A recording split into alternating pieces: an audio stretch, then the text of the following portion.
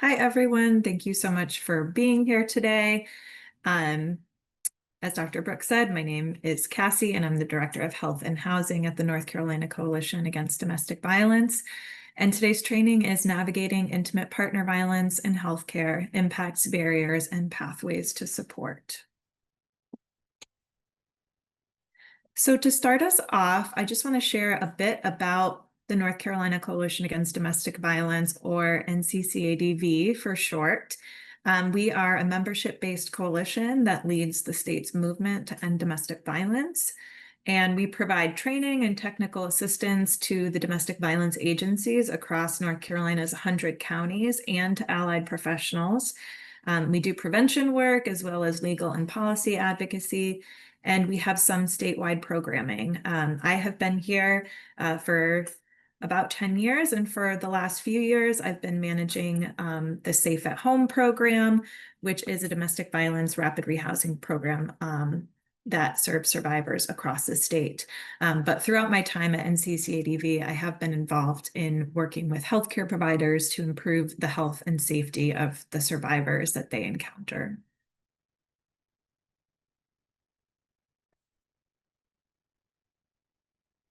So today's training will be about an hour with some time for questions at the end, but you're also welcome to ask questions throughout. I may or may not see them in the chat, but someone can alert me to them. And we'll have 4 modules in today's presentation. So first, we'll just do a brief overview. Then we will talk in more detail about intimate partner violence and its impact on health. Then we'll move on to discussing barriers and strategies of addressing intimate partner violence in the healthcare setting. And then finally, we'll discuss how to support survivors that you encounter in your practice. I also just want to note that because experiencing violence is so common, there are certainly folks here in this room who have experienced it themselves. And so I just want to encourage everyone to take care of themselves as we discuss this content, however that looks for you. So we're here today because intimate partner violence is a healthcare issue. We will talk about the ways it impacts health and how you all can be a key piece to the puzzle of addressing it. You all have a unique opportunity to be the one safe person that someone experiencing violence can talk to. You can be someone that helps lighten their load by tailoring their healthcare to their needs, or even intervening in a way that helps increase their safety. Survivors are much more likely to interact with one of you all, a healthcare provider, than they are to seek services from domestic violence service providers. We know that our domestic violence agencies across the state see many, many survivors, but we also know that many more survivors will actually never seek out services from those agencies. So you all really have a unique opportunity to reach folks.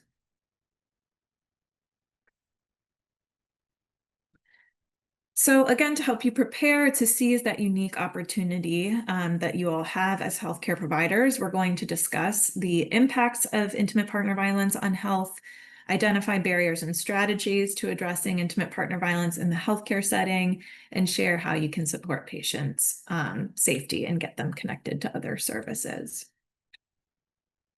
So let's move into talking in a little bit more detail about intimate partner violence. So one definition from the Family Violence Prevention Fund of intimate partner violence, it is a pattern of assaultive behavior and coercive behavior that may include physical injury, psychological abuse, sexual assault, progressive isolation, stalking, deprivation, intimidation, and reproductive coercion. I also want to just touch on terms that are used commonly, as well as the terms that you'll hear me use today. So intimate partner violence, also called IPV, and domestic violence, or DV, are often used interchangeably, and I will use them interchangeably in this presentation as well. However, domestic violence can also be used as a broader term to encompass intimate partner violence and family violence. But just to note that if I use it in this presentation, I am specifically talking about intimate partner violence. Also, victim and survivor are used as terms to describe people who have experienced violence. I use them interchangeably. People have different preferences on, what term they use, or maybe they don't use either of these terms, but I may use both or either of these terms throughout the presentation. So I think culturally, most of us are now more aware of some of the dynamics of intimate partner violence than in the past. But it's worth saying that intimate partner violence is not a one-time incident of violence. It is a pattern of someone using tactics to maintain a pattern of power and control over another person. It is a cycle that often gets worse over time. And harm doers may use physical violence, but they also can weaponize jealousy, money, mental health conditions, and other tactics to control their victims. And if you know someone experiencing IPV, whether that's a patient or a family member or a friend, of course, our desire is for them to get out of this violent relationship and to be safe. However, leaving is not always possible at any given time. And there are many valid factors that go into survivors' decisions about staying or leaving at any given moment. It's also worth noting that when someone leaves an abusive relationship, that is often the most dangerous time for them, and they're at the highest risk of domestic violence homicide. That is not to say that we don't want to support survivors in leaving an abusive relationship, but just know that it's not always possible at any given moment, and there are lots of other things to consider for their safety. So intimate partner violence is quite common. The chart on this slide is from the NIS, we call it the NISVIS survey. That is the National Intimate Partner and Sexual Violence Survey. And it shows that among women in the United States in their lifetime, nearly half have experienced any form of contact sexual violence, physical violence, and or stalking. And a third of the women have experienced severe forms of physical violence. And for men in the US in their lifetime, 44% have experienced contact sexual violence, physical violence, and or stalking, with nearly a quarter having experienced severe physical violence. So while we know that women experience IPV at higher rates than men do, it is still, as you can see, quite common among men.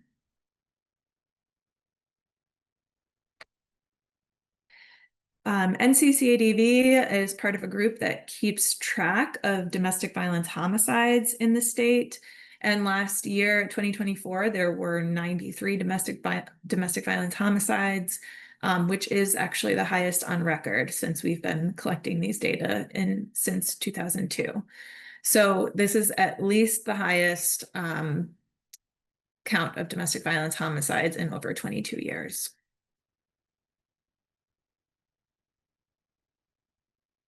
So while it is absolutely true that people of all identities can and do experience IPV, we also know that people with marginalized identities experience higher rates of IPV for multiple reasons, including that perpetrators of violence may exploit those marginalized identities or life circumstances.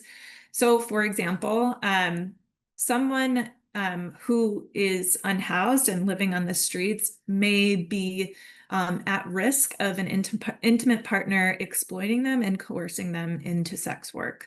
An abusive partner may threaten to report an undocumented intimate partner.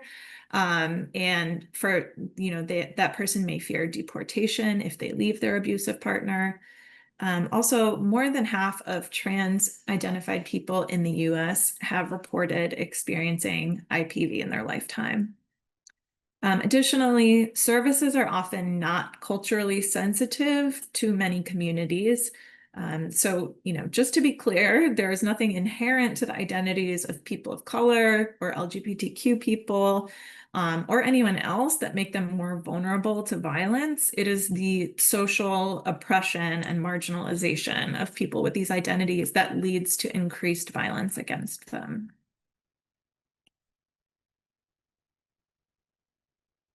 So now I want to talk a bit about how IPV affects health.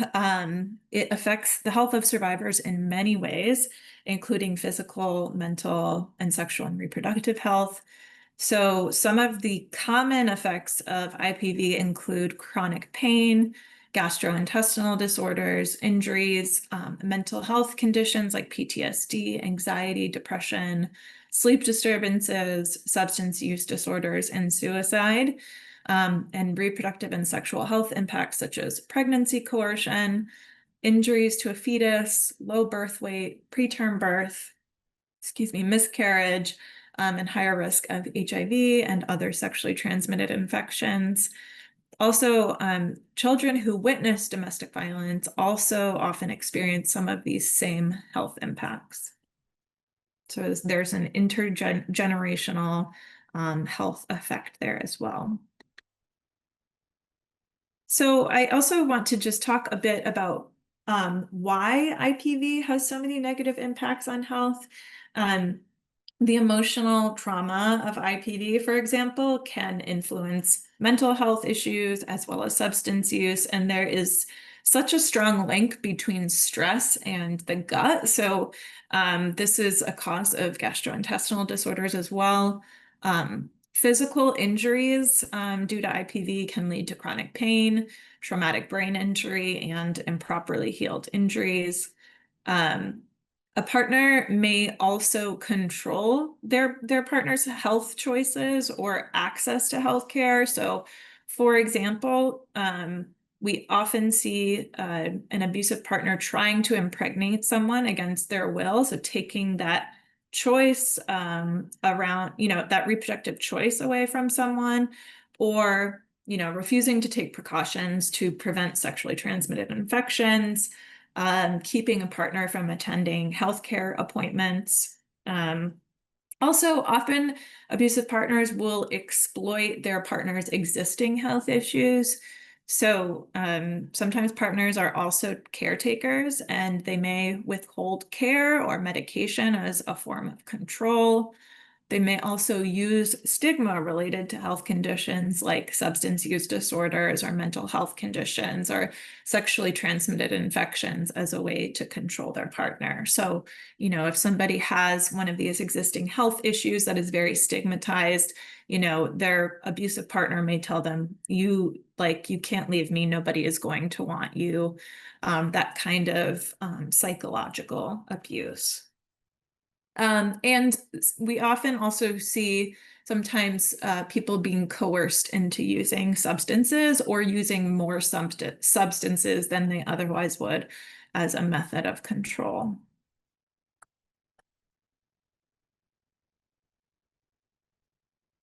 So now we're going to move into talking about barriers and strategies for addressing intimate partner violence in healthcare settings. And I kind of want to just start that conversation by hearing from you all. So please unmute or type in the chat. I'd love to hear from you what feels challenging to you about talking with patients about their relationships or their experiences of violence. Where my chat went. So if someone could let me know if chats come in and read them out loud, that would be great. But also please feel free to unmute and ask questions or share your experiences and ask questions. So just FYI, there are no chats currently. Vendora Barrett, I believe, has her hand up, and I'm going to allow her to Great. mute. Hello. Hi. So the challenges about talking with patients about relationships or experiences of violence, Mhm. it triggers. And when it triggers, it's like, I guess like a rolling effect for them. It's causing them to fall back into, if they were dealing with depression or anxiety, it kind of makes them, it brings it back sometimes in reference to having that conversation with that person. Thank you. Okay, so just to clarify, it sounds like you're saying, asking about intimate partner violence or about their relationship could be triggering to the patient. Yes. Thank you. That's, yeah, absolutely. I think that is definitely something that could happen. I appreciate that.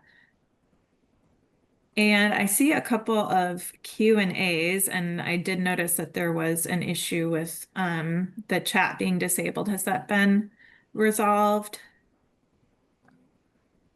No, but you should still be able No. to post questions in the Q&A. Okay, that works. Yeah, so just if you want to share your questions or comments in the Q&A, please do so. And Sabrina mentioned that oftentimes an abusive partner can actually be with the patient in their appointment. Absolutely. And of course, we don't ever want to start that conversation if a partner is with the patient, because we don't know what's going on and it could end up being dangerous.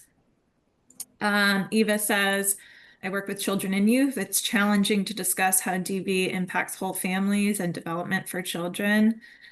Absolutely. I think that it can be challenging in so many ways because I think there's also, we don't want to guilt trip people who are experiencing violence.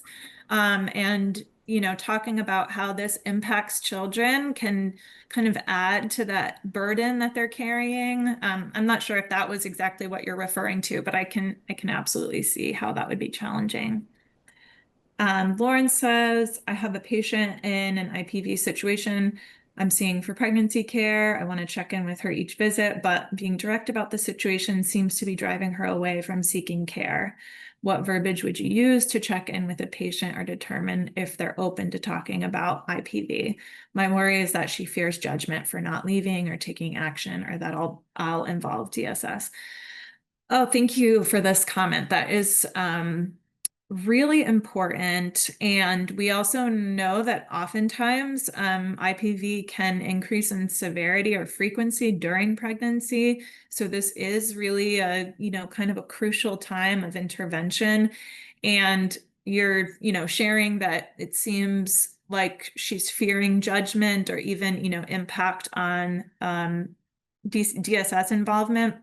I'm going to talk a bit more later in the presentation about ways to kind of frame the conversation to help patients feel a little bit more comfortable.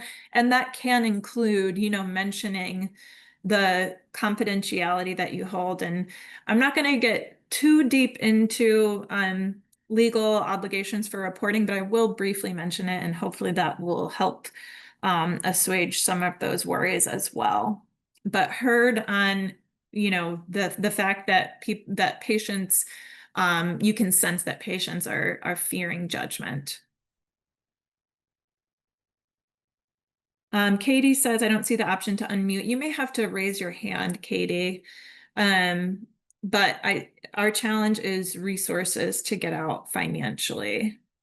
Yes, absolutely. It can be hard to connect folks to financial resources, which many, if not most survivors do need in order to actually leave an abusive relationship. And there are some community resources, but even so, I mean, I work at the state coalition and I manage a housing program. And even so, even with, those financial resources at our disposal, it's often still not enough. So I definitely understand that. Ashley says, I work with the WIC program and some moms shy away and don't come back because they feel you're getting too personal and what they call in their business.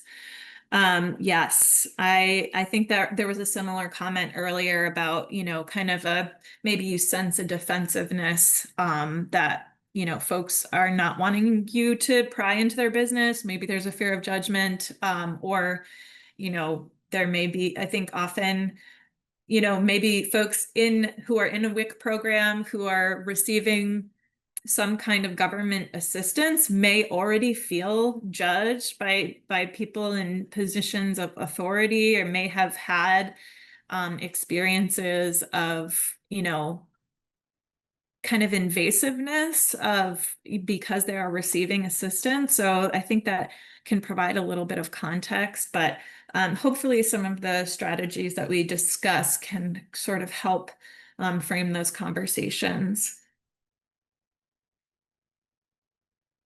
So I don't see any other questions or comments in the Q&A right now. Is there anyone who wants to come off mute and share anything? I think you will have to raise your hand and we can unmute you.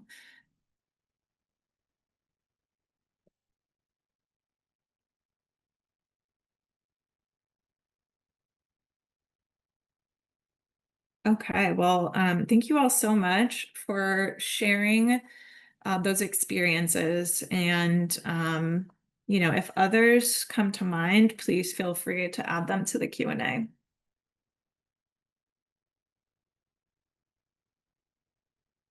So here are some challenges that I captured, and I think that you all spoke to some of them. So lack of time, you know, we know that healthcare providers often have very little time to work with patients, and they are, you know, usually coming in for a specific concern. And so it can feel overwhelming to address all of the other, you know, potential issues that may be going on with them. So lack of time can be a big barrier as well.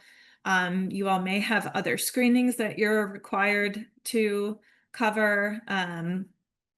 Personal discomfort, either on the part of the provider, or even, you know, you can send, you know, some of you talked about being able to sense the discomfort on the part of the patients, being afraid to offend them, privacy concerns. So I think, you know, someone mentioned that oftentimes partners will come to the appointments.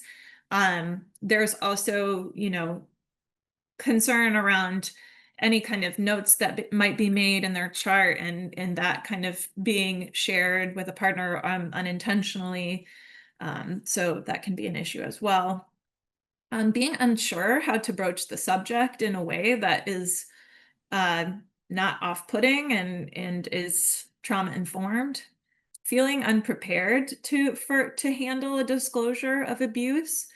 Not having enough resources available. So someone mentioned not having access to the financial resources that someone may need and may be looking for in order to leave an abusive relationship. Absolutely.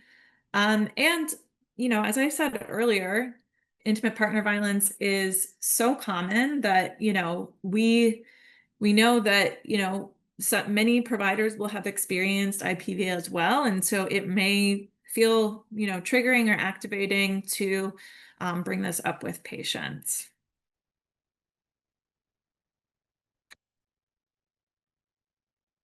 So I want to talk through some of the strategies that we can utilize to help overcome some of these barriers. So namely, using existing tools.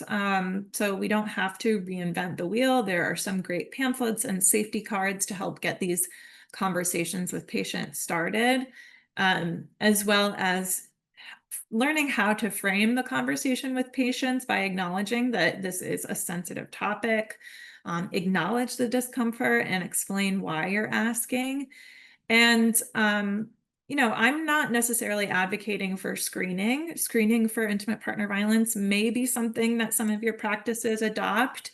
And I think if they're done well, they can be beneficial, but I'm actually not going to push that today. I think that there are better ways to begin addressing IPV than adding another screening tool to your list. We'll also talk a bit later about strategies for responding to disclosures of violence, including medical harm reduction and referrals. So in hopes that it will help with any feelings of overwhelm that may come up, I just want to note here that you all are one piece of the puzzle. You're an important piece, as I mentioned earlier. Survivors are much more likely to interact with you all than they are to interact with domestic violence service providers, but you do exist within a landscape of service providers who can help improve the safety and well-being of survivors. So it's not all on your shoulders.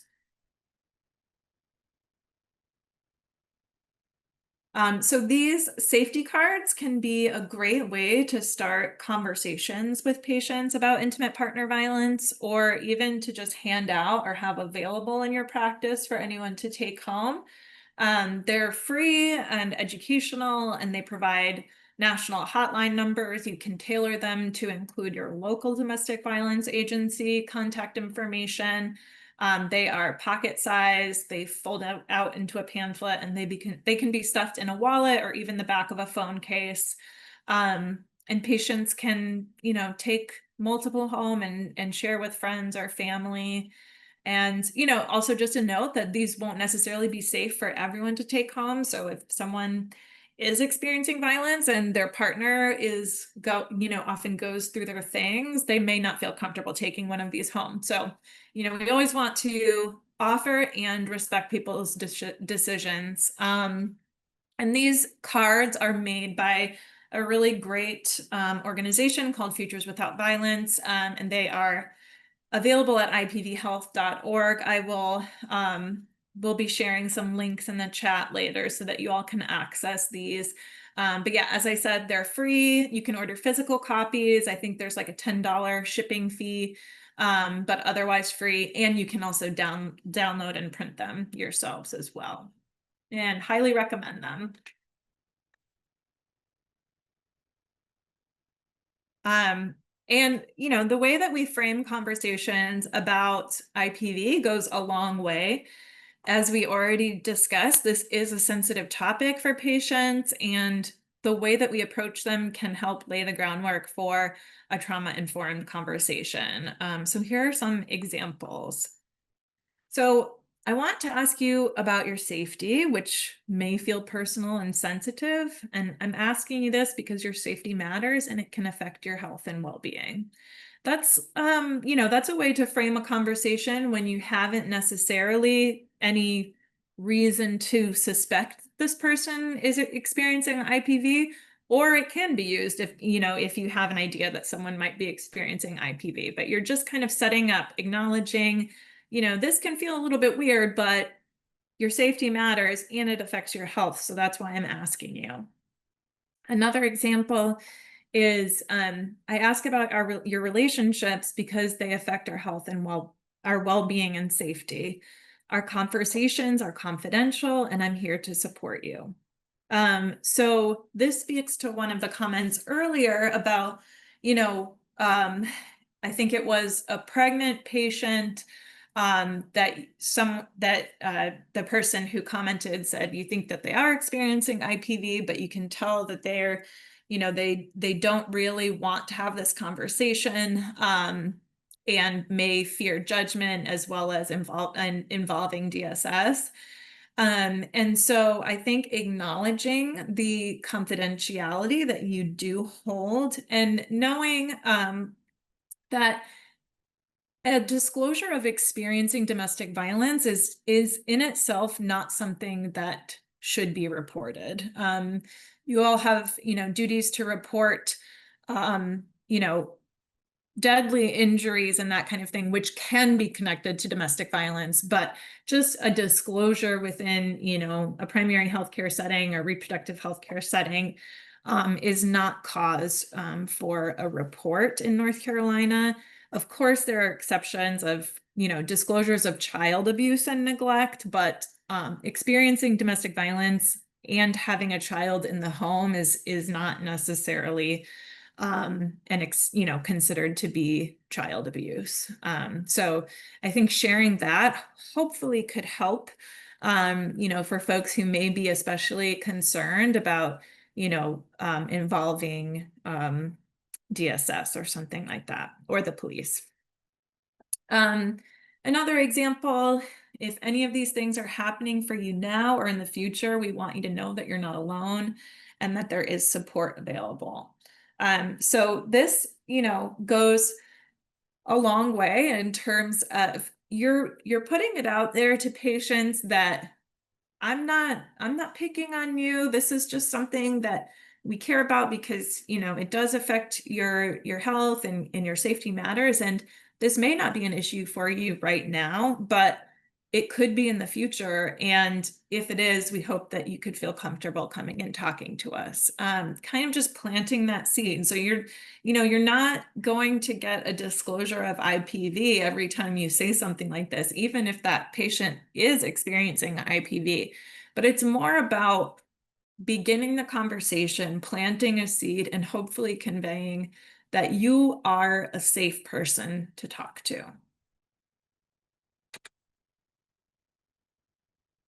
So let's talk a bit about healthcare or medical harm reduction.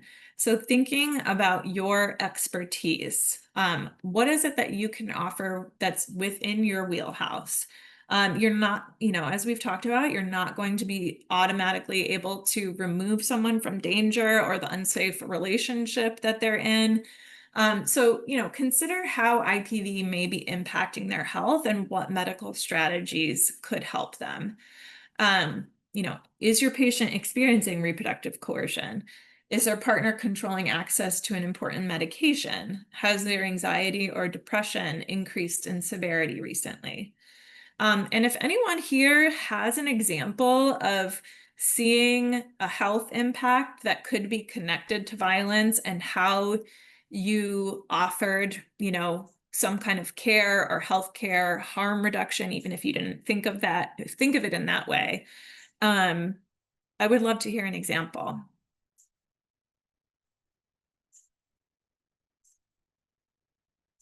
And it's okay if we don't have any, but just want to give some space for that.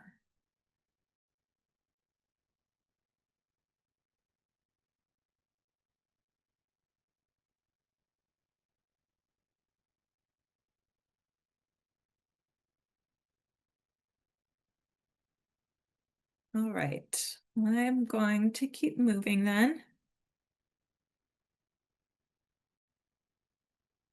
Okay, so in the same vein, you can practice targeted inquiry based on what you see happening with your patients.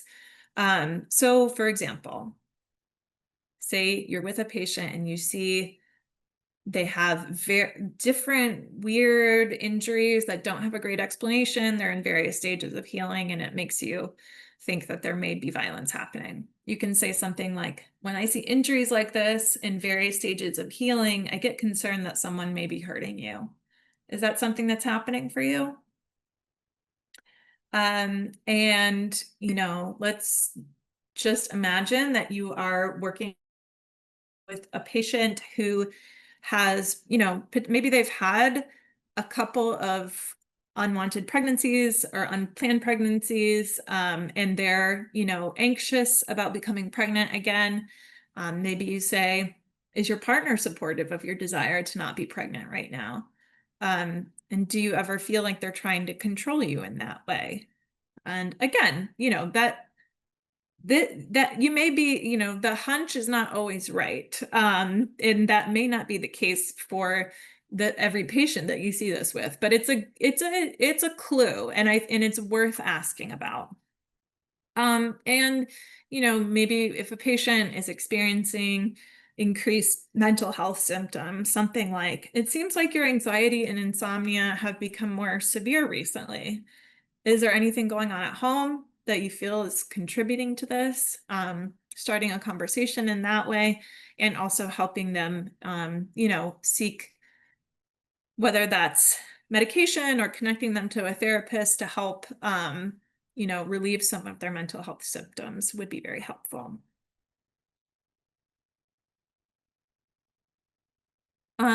Here are a couple of healthcare harm reduction strategies to consider.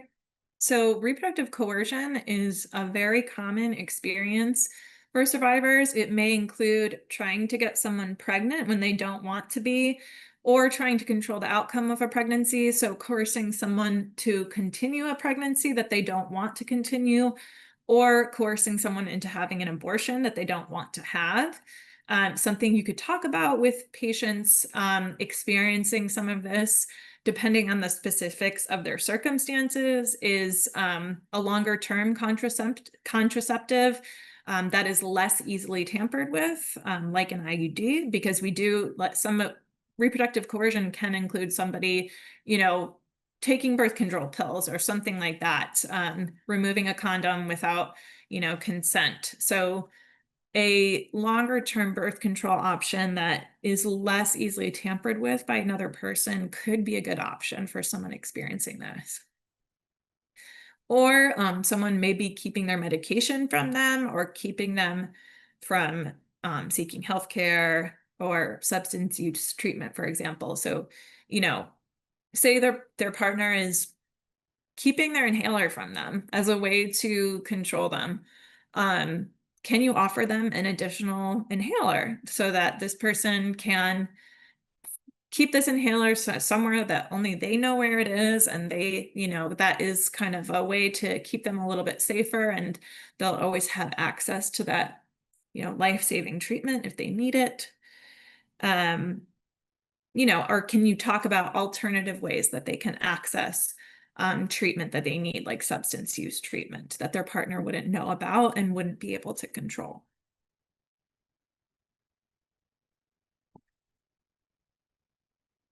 Becoming familiar with your local domestic violence agency is another great way to support your patients. And you can find the contact information for your county's domestic violence agency on NCCADV's website. And we'll share that link in the chat in just a bit. So domestic violence service providers offer many valuable services for survivors, including most all of them have 24-hour hotlines. Many of them have shelter and offer case management. They do outreach and education. They may provide individual and group counseling. Many or most provide court advocacy. They have children's programming. They offer permanent housing programs, like the one that I work on. They often have thrift stores. So, again, somebody mentioned like lacking the financial resources. There's so many things that someone might need if they do leave an abusive relationship, and that can include clothing or furniture. And a lot of times these thrift stores have those available, as well as flexible funding. I wish this was more abundant and that more domestic violence agencies had access to flexible funds to, provide to survivors for whatever they might need. But yeah, some do have small pots of money for those purposes. Now, also acknowledging that you may not always have the time or know how to help someone, there's another great option called the MyPlan app. It's a relatively new online safety decision aid for people experiencing abuse, and it was developed by longtime experts in the field. And we'll share a link to this as well.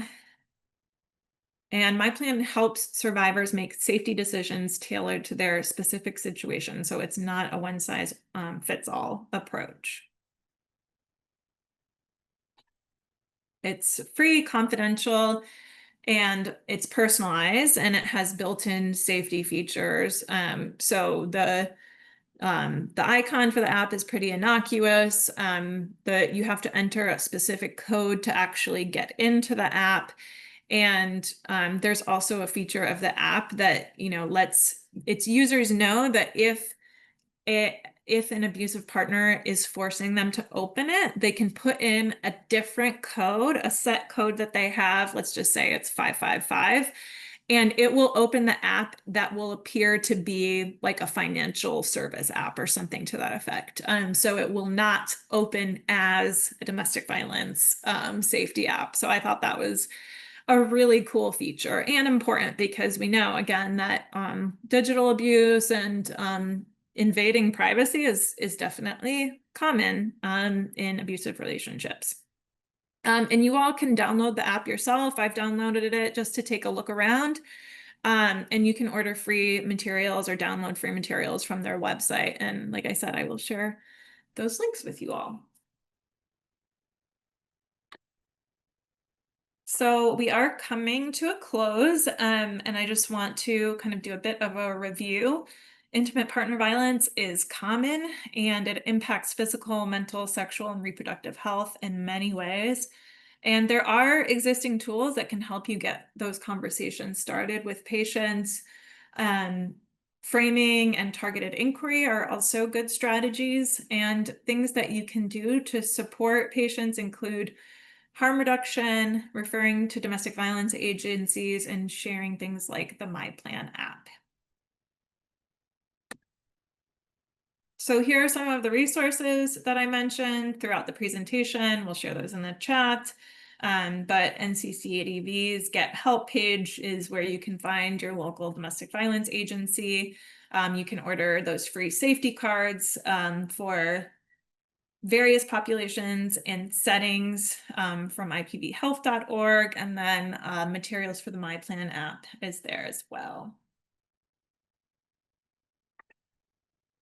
Okay, so we have been pretty fast on time, I guess, and we do have time for Q&A. So if you have questions or comments or experiences to share, please feel free to raise your hand so we can get you off mute, or if you want to type in the Q&A, that's great as well. Well, if there are no questions or comments, there's also a healthcare toolkit available on MyPlan. Oh, awesome. Hey, Carrie Ann, I didn't know you were here. Great. Yes, there is a healthcare toolkit, which is definitely worth checking out. I think there is a toolkit available on the IPV Health website as well. Will links be posted here? I missed them on the last slide. Yes, someone is going to share them in the chat for me. If y'all wouldn't mind doing that, that would be great. What about the pens in the bathroom way to identify? Brittany, would you mind saying a little bit more about that? I see, yes, Kathia, this presentation will be shared. And yeah, Brittany, if you're able to raise your hand and come off mute, I would love to hear about the pens in the bathroom. I don't think I've heard of this. I just promoted her, so she should be able to speak if she wants to. Oh, so okay, so I think she said they said the black pens to write their name on the cup if no issues, but if they have concerns, oh, okay, then the red pen. That's an interesting strategy. Yeah, I haven't heard of that, but yeah, if there is a way to, I'm wondering how you pose that question to them, if it's something that's written. But yeah, that definitely sounds like an interesting strategy to consider. And speaking of bathrooms, I think putting materials up in stalls is something that we see pretty often and can be a great way to share information with folks. Brittany says it's a way to identify if the provider can talk independently without raising flags to the partner. Awesome. Thank you. Thanks for sharing that.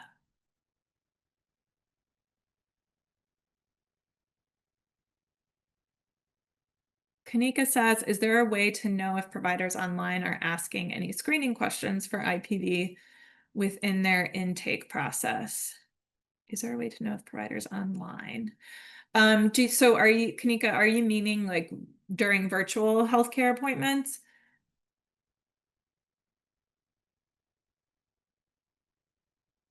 Or maybe you're asking if there's a way to share that your practice asks about these questions. If you would like to share more about your question, would love to hear. But I think, relatedly, if your practice has a website, that would be a great place to share. Like this is something that we talk about because, just providing some of that information that I shared in the presentation of like intimate partner violence relationships affect our health in many ways. So this is something that we may, talk to patients about. I think that's a great way to warm people up to that conversation. Yes, I was just asking, this is Kanika.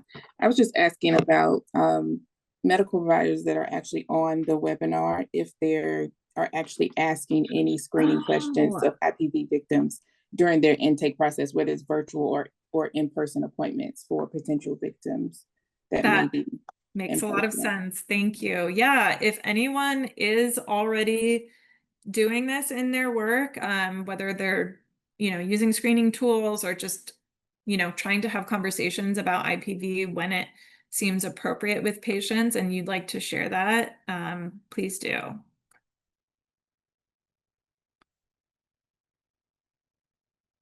And Teresa says that that they'll share the MyPlan app with DV agency coworkers. Awesome.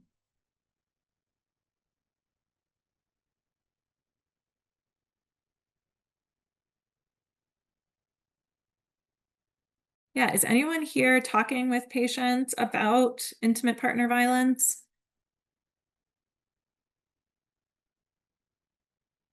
Well, I'm hoping that some of the tools that we shared today will be helpful in starting some of those conversations if you're not having them yet. We do still have a few more minutes, but I'm going to put my contact information up here. I'm happy to stick around, for the end, up until the end of our time together. Oh, Teresa says, my agency is now taking on sexual assault. I assume that's what you mean by SA. So we do ask some of these questions. Great. Awesome. Well, it was really great hearing from you all, some of your experiences as well as your questions. And I really appreciate you all being here today. Oh, sorry, I'm going to pause. I'm saying my goodbyes. There's more coming in on the Q&A. Brittany says, I work in the hospital in the mental health department.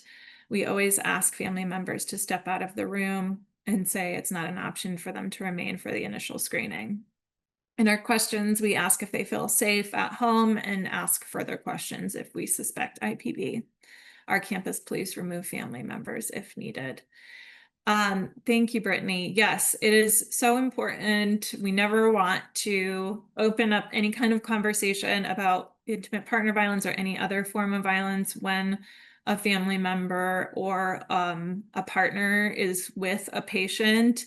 That can definitely increase their risk of experiencing violence. So making it kind of just standard that patients need to be seen alone, at least for the, a portion of their visit when they're being asked these screening questions is definitely a good idea, as well as your practice having some kind of security plan in place in case there are it's not as common for there to be, kind of someone behaving dangerously in a healthcare setting, but it can happen. And so having some kind of security plan if those things do occur is important as well.